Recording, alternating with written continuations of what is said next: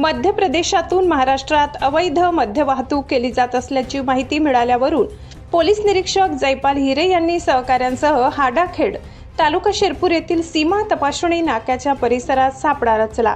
पोलिसांनी संशयावरून trailer RJ 32 GB 4036 थांबवून चालकाकडे चौकशी केली, मात्र समाधानकारक उत्तरे न मिळाल्याने पोलिसांनी ट्रेलर सांगवी पोलीस ठाण्यात नेऊन झडती घेतली।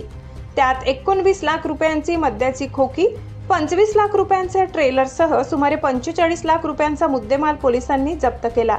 संशयित चालक सतीश कुमार पुंडाराम जाट वय 44 राहणार तित्तरमोड हरियाणा याला अटक करण्यात आली।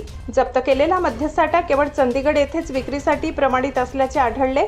पोलीस अधीक्षक विशाल आनंद, अपर अधीक्षक अजय देवरे, उप अधीक्षक विश्वजित जाधव यांच्या मार्गदर्शनाखाली निरीक्षक हिरे, उपनिरीक्षक मनोज कचरे, हवालदार संतोष पाटील, संदीप ठाकरे, योगेश मोरे, विजय ढिवरे, स्वप्नील बांगर, सुनील पवार, अल्ताफ मिर्झा, गुरुदास बडगुजर आदींनी ही कारवाई केली।